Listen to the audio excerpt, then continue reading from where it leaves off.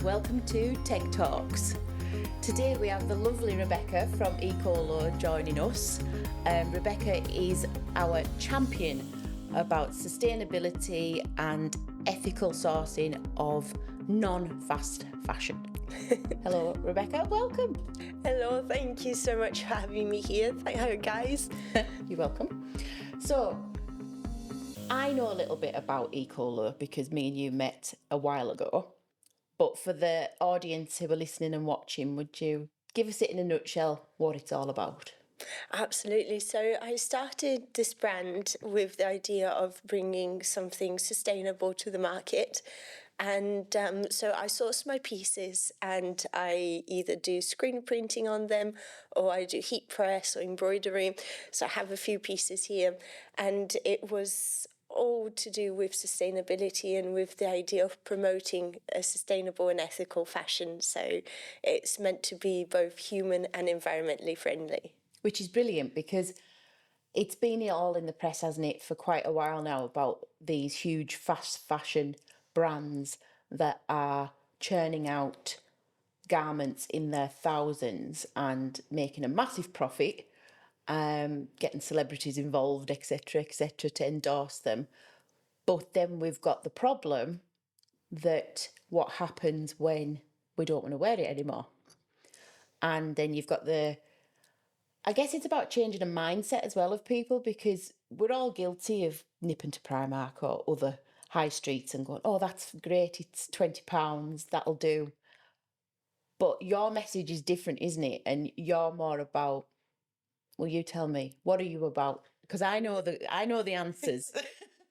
No, absolutely. Honestly, I used to as well. I mean, I still have Primark stuff in my wardrobe before I was aware of the effect that it actually has. Mm-hmm. So, when I started this clothing brand was when I started digging into everything and just researching and finding out more information. So that's when I became aware, and that's when I've started to realize that there's no such thing as cheap clothes. Someone is going to pay the price. So it's either you, the consumer, who's buying it, or it's the person who is making it. And, then you just have to think what's fair. Yeah.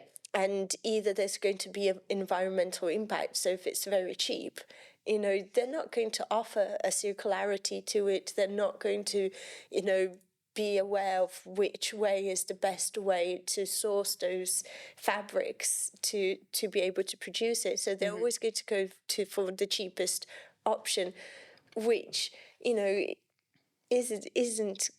going to be either human or environmentally friendly. So no, because as we know, a lot of it ends up in landfill.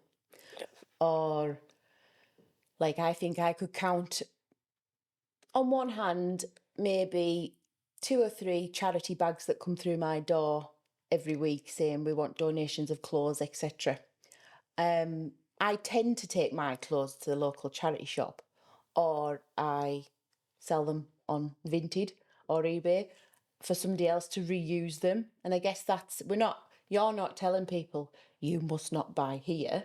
You're just wanting to educate people of the impact this has and showing them, like we've got here today, different ways and different options that are available that they might not know about, and giving them the opportunity to make a small difference. Yes, no, absolutely. And, I fully understand sometimes it comes down to style as well. So, the style that you like and what you represent, you might not be able to find, in certain brands, and you might just be able to find in that one shop. And I'm not here to say that, these brands aren't good brands, you shouldn't buy from them. Absolutely not. No. There's just a better way of doing things. So I'm hoping that, with the progression of the brand and, the projects that we are going to have a chat about in a minute, with the progression of that, we'll be able to get these brands involved in doing the right thing as well. So it's not about excluding anyone, it's about including everyone into a new way of thinking. Because that's it, isn't it? I know my style's a bit quirky and I love vintage clothes, but you can't just go and get them off the high street. A lot of vintage sellers don't have a shop and they do it online, and then you need to try things on. And it's great that they're repurposing older clothing, which is fab. But at the same time, I would love to be able to buy that more on the high street, but in a more with a more ethical and sustainable story attached to it, because it's just easier to source. But we don't get all that joy in the way the high street's going at the moment. I don't think there'll be much left. But that creates a gap in the market for people like yourself who are educating the consumers. And that leads me quite nicely on to our involvement and how we met and the other work that you've been doing. So how did you get involved with TEG from the beginning? Because I know you knew Jenny first and then you came to me. Yes. Oh, yes. So I went to the Rum Story and I secured a partnership with them. So I started producing some aprons and bags with a design that is specially designed for them, which is themed, with the Rum Story and pirates. So it's pretty cool. And then I was introduced to Jenny, and I had a first chat with her, and then she told me about the support that you give, the mentoring that you give, Rachel, which honestly I am so grateful for. It's been amazing. Good chats, don't we? Yes, it blows my mind every time. and and that's how I got involved. So now I have the opportunity to do the street markets every second Saturday of the month in Whitehaven on King Street, which is amazing, especially, for me. I'm a single mum who started a brand out of nothing. So it's really hard because, I have to make sure my son has food on the table. Of course. As well as trying to build something new. So to have the opportunity to do the marketplace free of charge, I honestly, and the mentoring, and all that knowledge that, has been exchanged, honestly, I'm so grateful for it, Rachel. It's been amazing. It really has given me a different position and has really helped me to try to grow the brand and have a chat with people as well, explain, why am I doing this? What am I trying to achieve? And yeah, because everything's got a story, and that's the bit that everybody's interested in. It's like, oh, so how did you start this, and when did you do that, and have you spoke to this person? Because what you'll have found is with West Cumbrians or Cumbrians in general, everybody knows everybody else, and you have one chat with one person, they're like, oh, you need to talk to such and such at such and such, like I've done to you. Oh, have you spoken to this person? But that's the other thing as well. You're working full time and doing this, and you've got a son and he's wonderful and he's over there and he's been brilliant. And you're working full time, you're a single mum, you're an eco warrior and you're trying to push the message, but you're also doing some other things, aren't you? I am, yeah. You're very excited. Kind of tired. Yes, yes. Yeah, so I started all of this because of my son. So, I started the brand because I wanted to be able to have more time with him.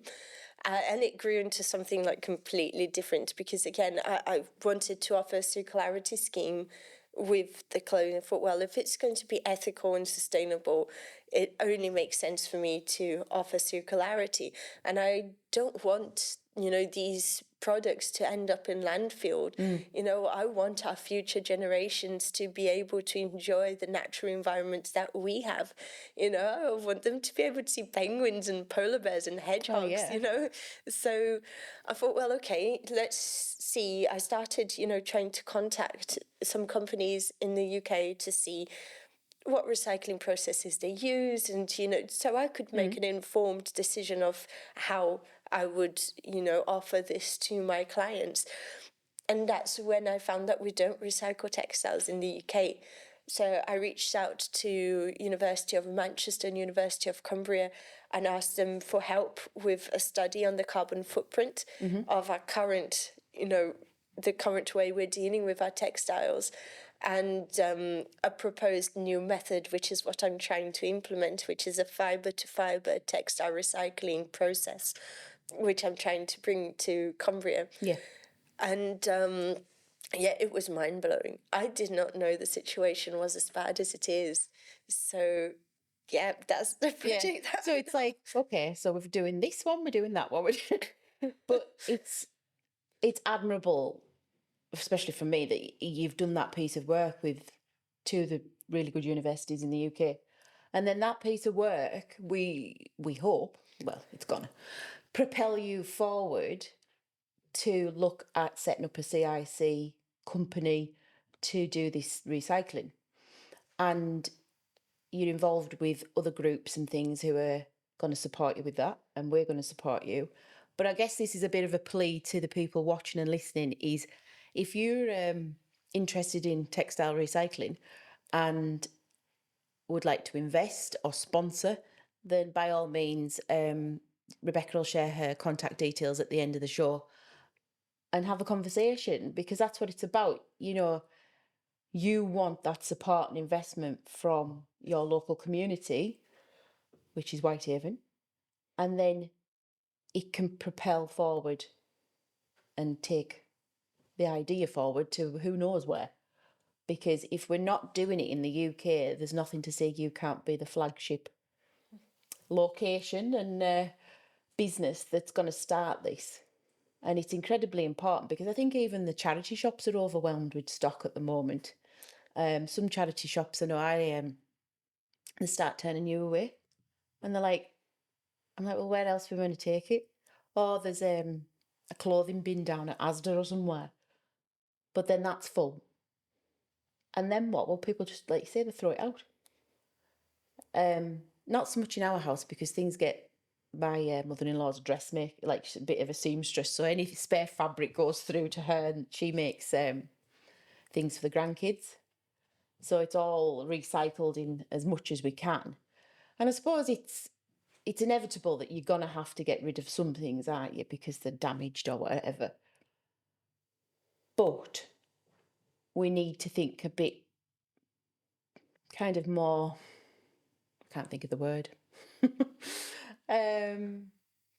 More holistic, I would say. Yeah, be a bit more accountable for what we do, because you know the council's introduced the recycling schemes, that so we've all got umpteen wheelie bins and boxes and bags to put different cardboard, plastic and glass. And then some charities put bags through your door for you to fill with clothes, but then sometimes they don't come and pick them up.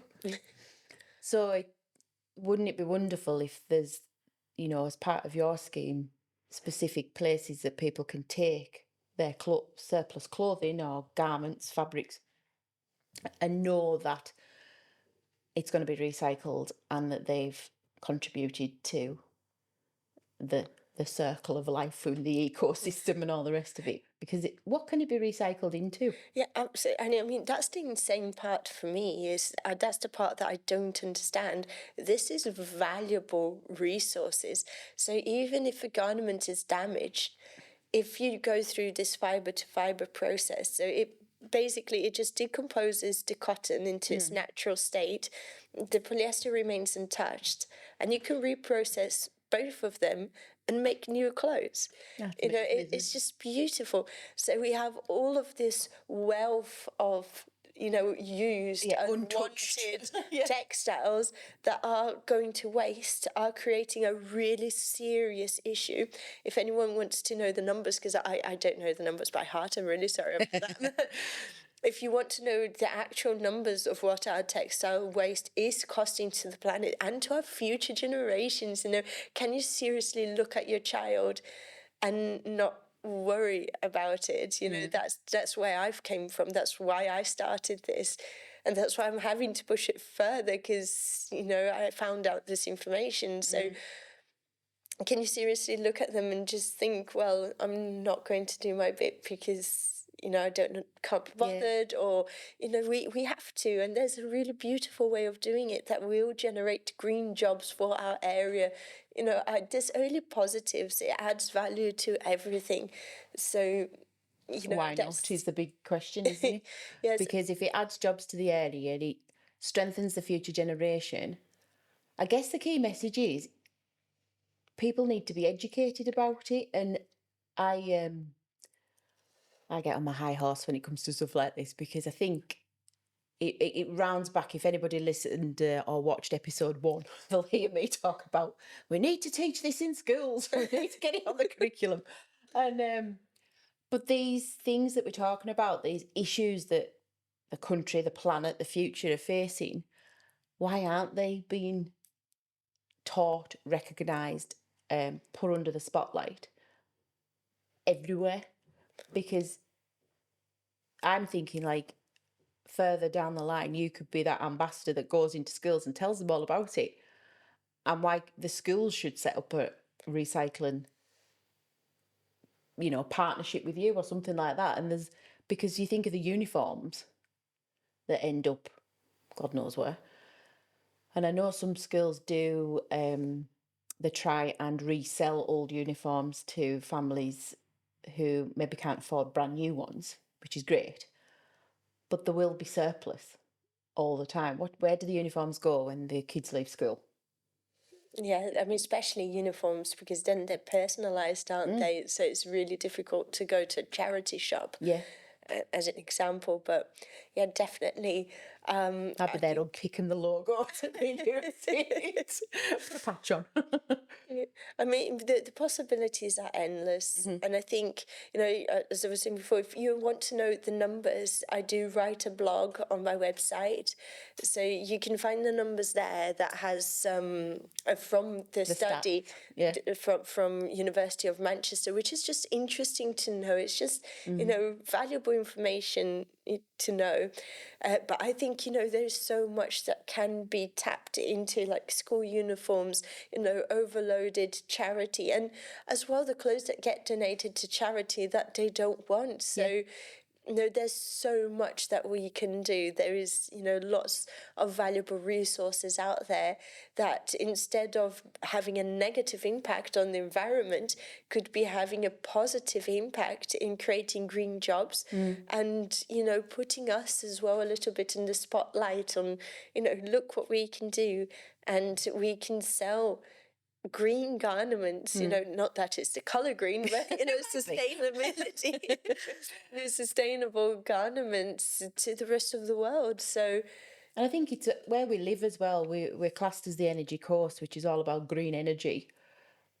And then, like you say, there's nothing stopping us being more green about other things. And I think that's important for what you all want to push forward, and the companies that are based around here, hint, hint, to get involved and to help you take this brilliant, process and idea forward. And that's just another arm to your flourishing business, because every time we talk, I'm like, have you thought about doing this? What about this? So I know you've thought about doing some workshops and with younger people, so you could educate them a bit, and look at kind of loads of different ideas just to expand the business a wee bit, so it's not just the clothing.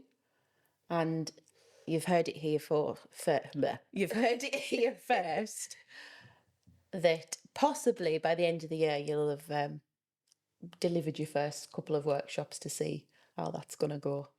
So that's quite exciting. Yeah, I feel like a proud mentor. It absolutely is, and honestly, thank you so much for the support that you've been giving me. I truly appreciate it. Oh, you're more than welcome. As I said before, it blows my mind every time that we speak. I'm quite a technical person, so I'll go more into the technicality of things. So to have that creative burst. Yeah, don't shut up. She asked me, Rachel, do you sleep? How do you ever switch off? And I'm like, I'm not quite sure. I don't sleep very well, but I think that's one of my little superpowers, is that creative idea generation. And if I can share that with you guys, then that just makes my life so much easier. So it's been an absolute pleasure. Thank you. And you've educated me, and I hope she's educated all of you.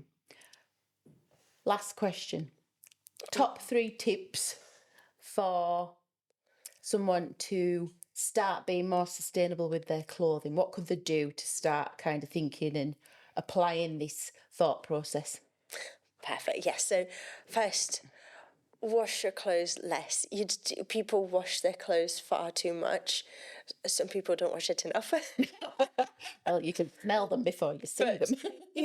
Just smell that garment. There's some fabric, fresheners that you can use. Just leave it hanging there, before you actually put it in the washing machine, because the fibers will last for longer, and as well, you're not wasting that much water and less carbon electricity footprint, and everything gas else, and electricity. So it's positive for you in every way.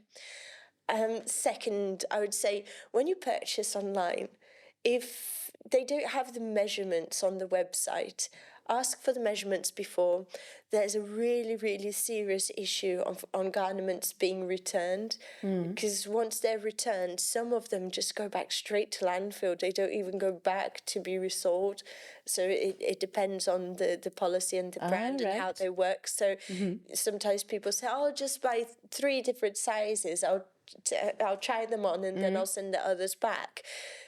That is really not a very good way of doing it. If you can, just ask for the measurements or check the measurements, that's a really good way. Interesting, because I have been guilty of that, so slap my hand. But it's usually because you never know what you're going to get with the sizing of things these days. So you're like, well, I'll have to buy it in that size and see which one fits better. No, absolutely. I think, that's something that we should look into, offering more information on the website. I have to update my website and offer more information on that as well. It just makes it easier and it reduces the carbon footprint.